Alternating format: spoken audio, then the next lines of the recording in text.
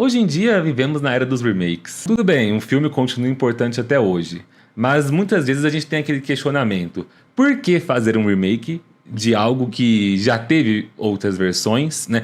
Nosferatu, se eu não me engano, remake mesmo, só existia um, depois do filme de 22, que a gente tem de 79. Existem outras versões diferentes que não são exatamente remakes. Eu acho que esse seria o segundo remake que a gente tem, então. Mas se a gente for falar de Drácula, a gente tem 300. Nossa, então por quê? Né? E não só por quê, mas Robert Eggers conseguiu? Pra você, Mabê, conseguiu? Valeu a pena? O que você sentiu? De uma forma geral, sim. Pra mim, valeu a pena.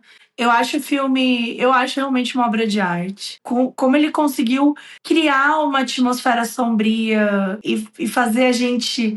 Cara, eu me senti muito desconfortável durante grande parte do filme.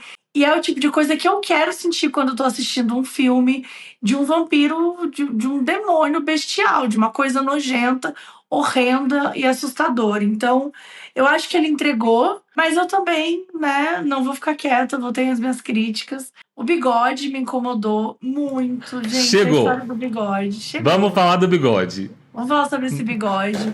E assim, nossa, eu entendo. Eu não aguento mais falar, mas porque esse diretor, ele é preocupado com o realismo histórico. Foda-se, foda-se. Ele podia ter olhado pro bigode e falado assim, gente, estamos indo longe demais. Eu fiquei Mas assim, Mabê, o bigode, ele te causou repulsa? Cara, ele me deixava irritada, porque ele parecia... Sabe uma coisa meio assim... Tipo assim, sabe o Vincent Adultman, de BoJack Horseman? Tem um personagem que é duas crianças, uma em cima da outra, usando um casaco. E essa é a piada Sei. tipo... E ele é um personagem que o nome dele é Vincent Adultman. E ele, tipo, age como se ele fosse um adulto e é claramente... E o BoJack fica olhando pra ele e fala, gente, mas é uma criança em cima da outra. Tipo assim, e ele fica meio que falando isso e ninguém dá muita atenção pra ele e tal. E no fim, é uma criança em cima da outra. Então, pra mim, o bigode é uma criança em cima da outra. Gente, esse bigode tá fake. Esse bigode foi comprado na 25 de março, entendeu? Eu não acho que é a realidade pra mim. Eu entendo, e de verdade eu entendo o seu ponto. Eu tenho tantas coisas no bigode que eu gosto, que eu gostaria muito de falar assim, Mabê, eu discordo completamente de você, porque minha opinião é essa e essa e essa. Só que apesar de discordar em partes, teve momentos do filme em que o bigode me tirou. Mas vamos lá, o que eu quero dizer? Eu sou fascinado pelo fascínio que o Robert Eggers tem com a autenticidade histórica. Como você mesma já disse, a gente sabe, o próprio Robert Eggers já explicou nas entrevistas que ele quis trazer o bigode porque é um nobre romeno, né, usaria aqueles trajes húngaros complexos lá e teria um bigode daquele. Inclusive o figurino e toda essa preocupação que ele tem de representação histórica é muito foda. Mas o bigode tem uma coisa. Tem uma coisa no filme que quando o bigode apareceu, antes de aparecer de fato, porque eles ficam ali cozinhando a imagem do Nosferatu nas sombras, várias vezes. O Conde Orlok só vai aparecer mesmo naquela cena em que ele abre o caixão. No primeiro vislumbre eu vi que ele tinha bigode, eu fiquei feliz no cinema porque o Drácula do livro tem bigode. Com exceção de um filme super...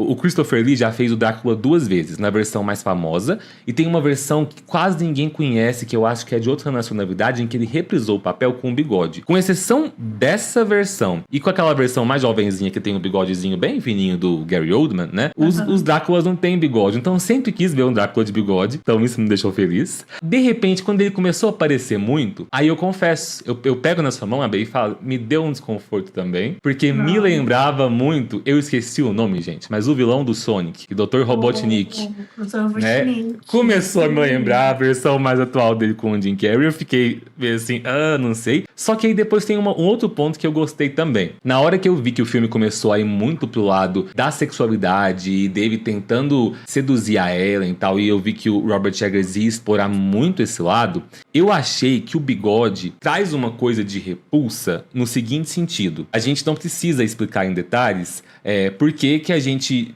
tem um pé atrás em ver esse cara velho, né, tentando ali se aproveitar do corpo daquela... A gente ainda vai entrar mais nesses detalhes, né? Mas daquela mulher desde a juventude dela, porque isso acontece desde que ela era muito muito nova. O bigode, existem certas... Eu vi um comentário de alguém falando assim, gente, eu não conseguia me concentrar toda vez que bebia sangue, porque eu via aquele sangue escorrendo no bigode, aquilo me dava asco, me dava nojo. Quando eu vi o comentário dessa pessoa, eu percebi que ela conseguiu me ajudar a colocar em palavras o que eu senti.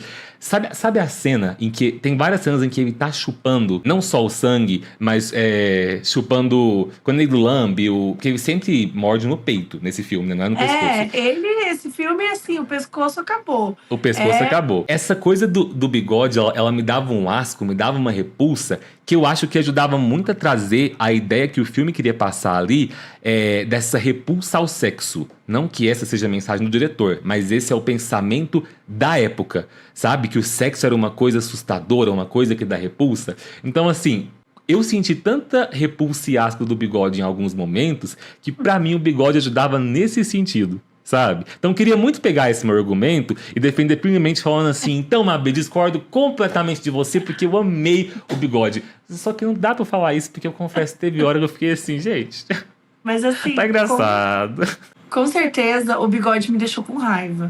Então assim, se essa era a ideia, ele foi perfeito, porque eu fiquei com muita raiva do bigode. Então aqui, o Nosferatu de bigode comparado com o Dr. Robotnik. Gente, Sim. é assim, eu tava esperando o Sonic, entendeu? Sim, estávamos todos esperando o Sonic. Pra mim, o melhor é com certeza esse daqui, ó.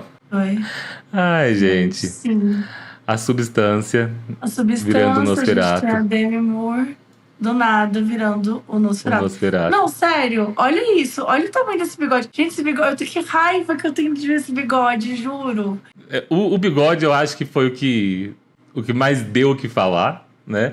Só que eu tenho muita coisa boa pra falar do filme aqui ainda, porque eu e Mabê, a gente começou aqui detonando algumas coisas, mas acho que, já dando um spoiler aqui, tanto eu quanto ela gostamos do filme. E como eu quero falar muito do que eu gostei, eu vou começar falando aqui do que eu não gostei também. Se você perguntar pra mim, Felipe, o que você não gostou no filme? Eu tenho um defeito. Eu considero esse meu defeito um defeito que me incomodou de forma grandiosa. Já disse, sou fascinado pelo Robert Eggers. E o que mais me fascina no diretor é que eu sempre amei a forma como ele consegue pegar histórias do folclore e da mitologia de um povo e trazer uma roupagem nova e original. Porque apesar de nenhum dos 3 filmes anteriores dele ser baseado em um livro, no livro no sentido que a gente tem, porque tipo, O Homem do Norte é baseado na lenda do Hamlet, que existe um livro que conta ela, mas originalmente era uma lenda contada boca a boca. Ele pegava essas lendas e criava uma história original com elas. Quando foi anunciado que ele faria um remake de Nosferatu, ficou bem claro desde o começo que ia ser um remake. Só que vindo do Robert Eggers, eu tava muito crente que eu ia assistir ele pegando o filme de Nosferatu, a história de Drácula, as lendas sobre os vampiros, como ele pegou a cultura da Romênia, a cultura do povo cigano, a visão que a galera tinha de vampiros e sexualidade na época. Só que eu achava que, de repente, do meio do filme pra frente, ia virar uma coisa dele. Ia virar uma coisa original. E eu fiquei o tempo todo no filme assim, nossa, é Drácula outra vez. Mas calma, Felipe, é o Robert Eggers. É o Robert Eggers. Vai ter uma sacada, de repente, que você vai falar, uou! E tipo, é o mesmo filme de 22? Não. A gente vai chegar. Eu vou querer falar também da parte que eu amei. Apesar de ele trazer muitas nuances diferentes, a história é a mesma. Inclusive o final é o mesmo. E pra mim, isso foi uma coisa que no finalzinho foi broxante, sabe? Porque o filme tem 2h30 quase, né? E nessas 2 horas e tanto eu fiquei assim... Eu tô curtindo pra caramba, o filme tá maravilhoso, eu amei as atuações, que mensagens incríveis, que sequências incríveis, a forma como ele usa a sombra e tal, mas eu queria uma coisa diferente na história. E quando chegou no final, e o final foi o mesmo de 1922, eu terminei o filme meio assim, com um sorriso torto. Eu acho válido fazer uma comparação aqui com o Nosferatu de 1979, né? Vou entregar um spoiler do Nosferatu de 79, quem não tem esse spoiler não vai estragar a experiência não, tá bom, gente? Vale a pena assistir mesmo assim. Pra quem não sabe, existe uma versão do Nosferatu feita pelo diretor Werner Herzog, né? Que é alemão também. E é uma versão muito interessante porque ele quis homenagear na época tanto o Murnau, né? fazendo um remake do Nosferatu de 22, mas ele Lembrando que também o quis... Murnau é o diretor do Nosferatu de Isso, 1922. o de 22, obrigado. Só que ele também quis prestar as homenagens ao Bram Stoker. Então, na versão dele, a estética e a história é toda seguindo Nosferatu, só que os nomes são os nomes do livro de Drácula. Então lá, o Warlock se chama Drácula, o Thomas Hutter se chama Jonathan Harker, né? Só que o filme segue bem a linha do Nosferatu de 22. Só que chega no final... o Jonathan tá cada vez mais passando mal e tendo sequelas com tudo que rolou com ele, com o período que ele passou com o Nosferatu, né? Ele No sofre final, mais que a Juliette, né? Vamos ele combinar. sofre mais que a Juliette, é isso aí.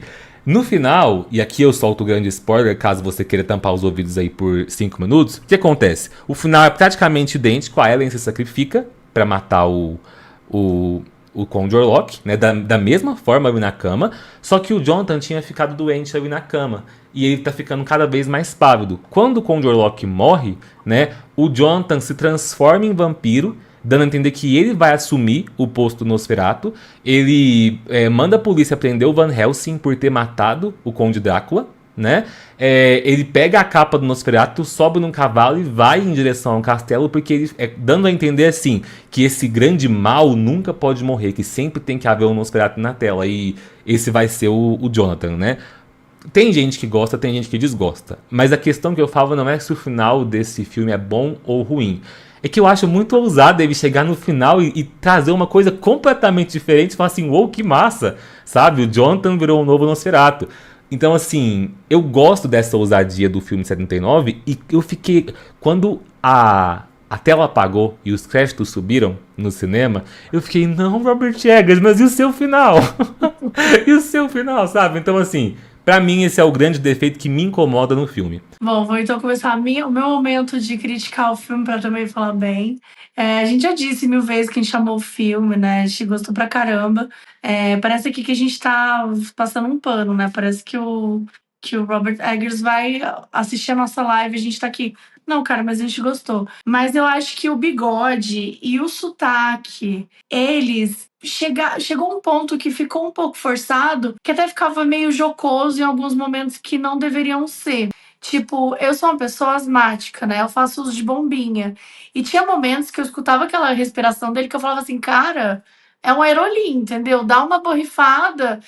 Na hora que eu tirei a bombinha da minha bolsa, falei, cara, dá uma borrifada, pelo amor de Deus. Eu achava que, eu não sei se ele tava aterrorizando o Thomas ou se ele tava assim, pelo amor de Deus, me leva no hospital, me leva no SUS, que eu preciso fazer uma inalação. Então, assim, sabe? Era uma coisa que, tipo, tava muito aterrorizante, mas também tava assim, caralho, você tá com uma asma fodida, mano, sabe? E isso Sim. me deixou um pouco irritada. Já ao contrário, por exemplo, teve até alguém nos comentários aí que falou já faz um tempinho que ficou horrorizada com o barulho da sucção do sangue. E eu achei isso maravilhoso, porque era um barulho de suco mesmo, ele sugando. E era uma coisa que eu acho que, acredito, né, que a ideia do filme era mesmo causar esse desconforto. Sim. Que me faz lembrar de uma das cenas mais nojentas de Substância, que é logo no início, quando aquele cara, o chefe dela tá falando com ela, e ele tá comendo a salada na frente dela.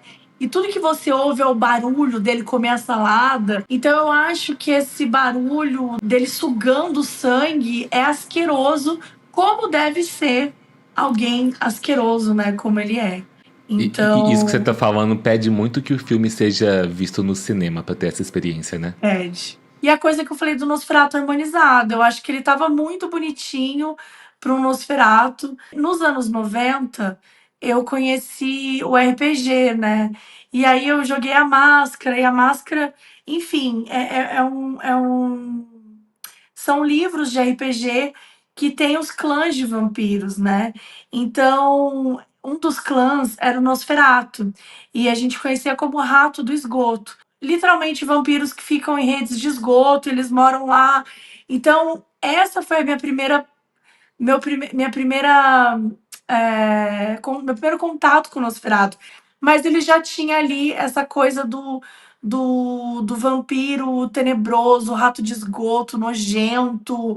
Ele tinha as entranhas aparecendo, ele tinha um excesso de pele, sabe? Era uma coisa. Era realmente um porte físico monstruoso.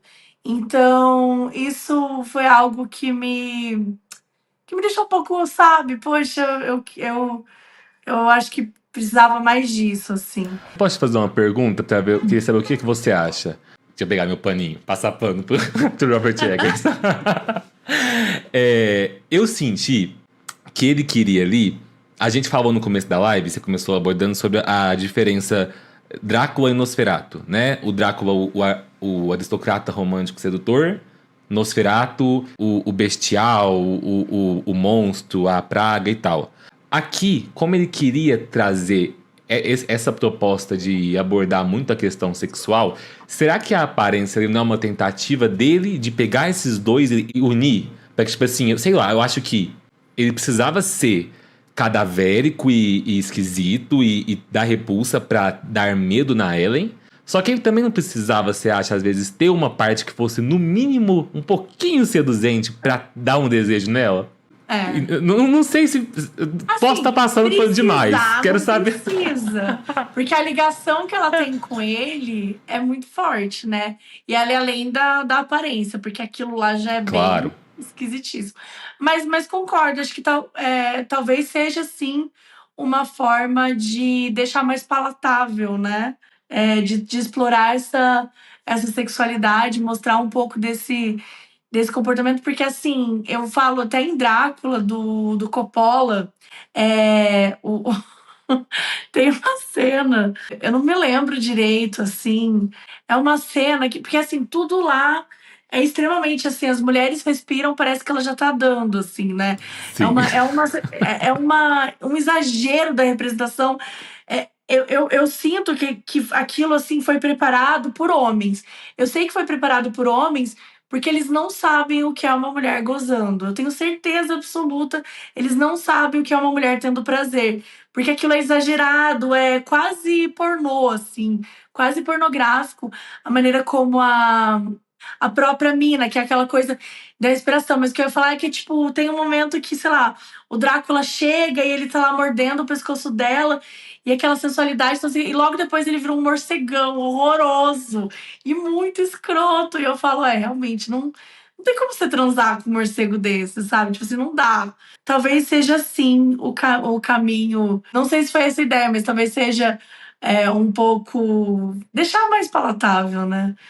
Esse vídeo que você está assistindo agora é um corte da live do nosso projeto Trocas Macabras, que rola toda segunda-feira às 8 horas da noite no canal do Felipe. Já marca aí na agenda para não perder as próximas lives e comentar junto com a gente sobre os próximos lançamentos de terror e fantasia.